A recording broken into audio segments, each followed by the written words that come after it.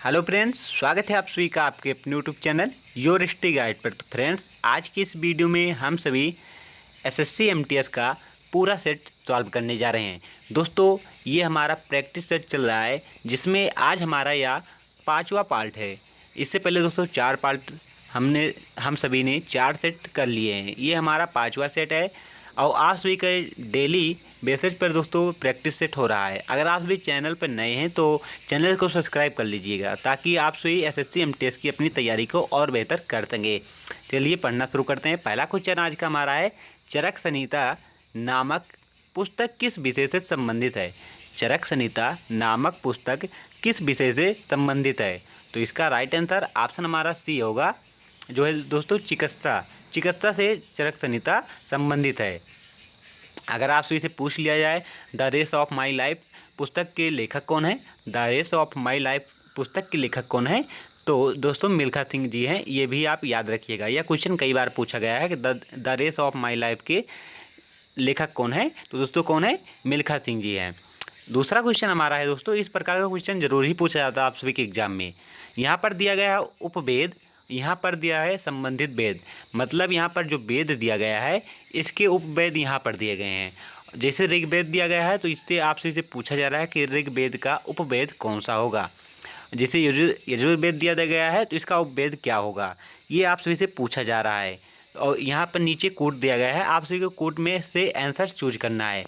तो इसका right answer दोस्तों जो है ऑप्शन हमारा ए होगा। क्या दोस्तों? ऑप्शन ए होगा। जो ऋग्वेद है दोस्तों, इसका उपवेद कौन सा है? ऋग्वेद का उपवेद कौन सा है? तो आयुर्वेद है। ऋग्वेद का उपवेद क्या है? आयुर्वेद है। और दोस्तों यजुर्वेद का उपवेद क्या है? तो धनुर्वेद है। दूसरे का दोस्तों कौन सा होगा? दूसरे का दूसरा होगा, पहले का पहला होगा। और दोस्तों सामवेद का जो है, सामवेद का उपवेद कौन सा है? तो गंधर्व वेद है। ये भी आप याद रखिएगा। और अथर्ववेद का दोस्तों क्या है? शिल्प वेद कहें या अर्थशास्त्र कहें, बात एक ही है, यह है। तो हमारा कोड कौन सा होगा? ऑप्शन हमारा ए बिल्कुल ठीक होगा। पहले का पहला, दूसरे का दूसरा, तीसरे का तीसरा और चौथे चौथा। अगर आप सभी से पूछा जाए कि सबसे पुराना वेद कौन सा है तो ऋग्वेद है। इसमें दोस्तों 10-28 सूक्त हैं और दोस्तों इसमें 10 मंडल का वर्णन किया गया है, ये भी आप याद रखिएगा। और पहले मंडल एवं 10वें मंडल को सबसे बाद में जोड़ा गया था। चलिए आगे देखते हैं। ऋग्वेद में सबसे पवित्र नदी किसे माना गया है?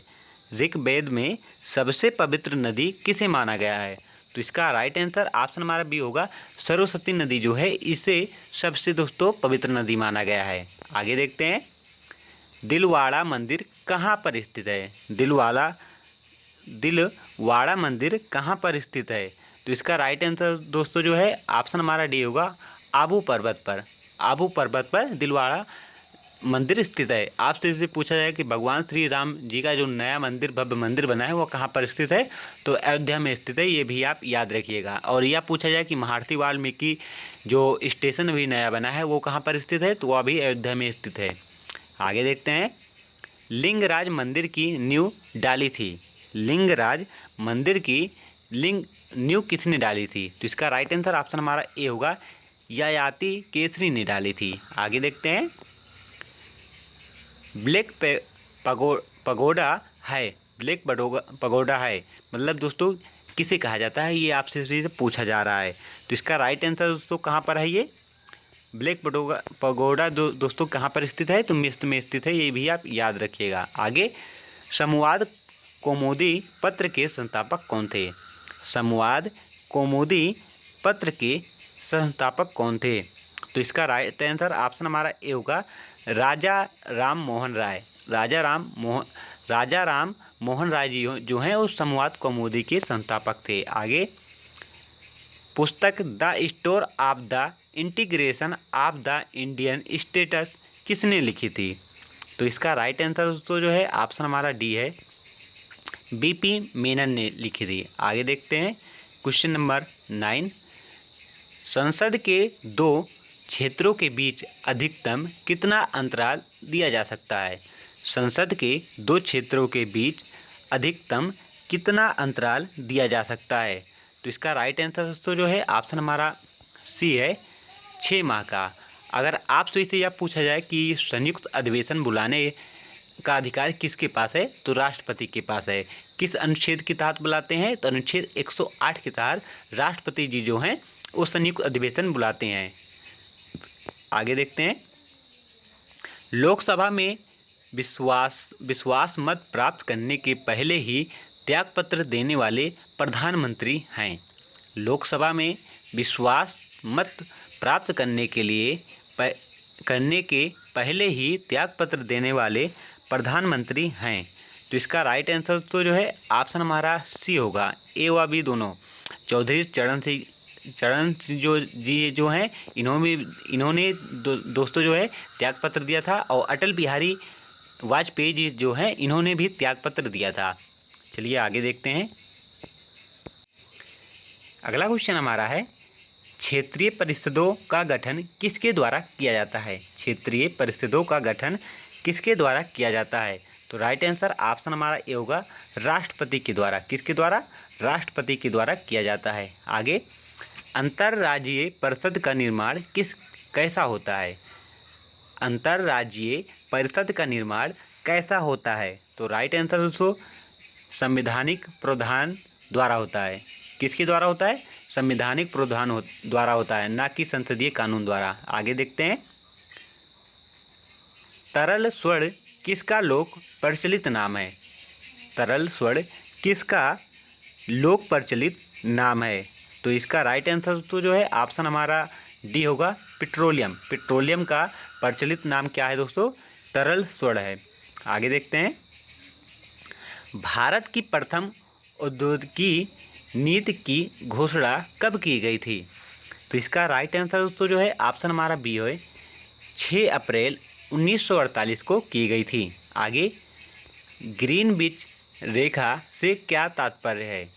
ग्रीनविच रेखा से क्या तात्पर्य है, तो इसका राइट आंसर तो जो है ऑप्शन हमारा क्या है, बी है, 0 अंश देशांतर को ही दोस्तों ग्रीनविच रेखा कहते हैं। आगे देखते हैं। अंतर्राष्ट्रीय तीर्थ रेखा कहलाता है। अंतर्राष्ट्रीय तीर्थ रेखा कहलाती है, तो इसका राइट आंसर ऑप्शन हमारा डी होगा, 180 अंश देशांतर को ही दोस्तों अंतर्राष्ट्रीय तीर्थ रेखा कहते हैं। ये भी आप याद रखिएगा। आगे, रिएक्टर स्केल किसकी तीव्रता मापता है। रिएक्टर स्केल किसकी तीव्रता मापता है, तो इसका राइट आंसर ऑप्शन हमारा दोस्तों ए है, भूकंप। अगर आपसे भी से पूछा जाए कि भूकंप में कितनी प्रकार की तरंगें उठती हैं, तो 3 प्रकार की, प्राइमरी, सेकेंडरी और दोस्तों जो है कौन कौन सी, पी तरंग, एल तरंग, और दोस्तों एक है, तो दोस्तों तरंग वो कौन कौन सी हैं, पी तरंग है, यस तरंग है और एल तरंग है। ये भी आप याद रखिएगा। चलिए आगे देखते हैं। क्वेश्चन नंबर हमारा 18 है, इलियड एवं ओडिसी ग्रंथों जिनमें की प्राचीन भौगोलिक जानकारियों का समावेश है, किस विद्वान की रचना है। इलियड एवं ओडिसी ग्रंथों जिसमें की प्राचीन भौगोलिक जानकारियों का समावेश है, किस विद्वान की रचना है, तो इसका राइट आंसर दोस्तों ऑप्शन हमारा डी है, होमर। होमर विद्वान की रचना है। आगे देखते हैं। क्लोरोफॉर्म का रासायनिक सूत्र क्या है। क्लोरोफॉर्म का रासायनिक सूत्र क्या है, तो इसका राइट आंसर दोस्तों जो है ऑप्शन हमारा बी है, CHCl3। CHCl3 जो है दोस्तों क्लोरोफॉर्म का रासायनिक सूत्र है। इंपॉर्टेंट क्वेश्चन है दोस्तों, कई बार एग्जाम में पूछा गया है। आगे, किस समिति के सुझाव पर रेल बजट को आम बजट से पृथक किया गया था। किस समिति के सुझाव पर रेल बजट को आम बजट से पृथक किया गया था, तो इसका राइट आंसर ऑप्शन हमारा ए है, एकवर्थ समिति की सिफारिश पर दोस्तों ऐसा किया गया था। आगे, भारतीय संविधान का कौन सा अनुच्छेद भारत की विदेश नीति से संबंधित है।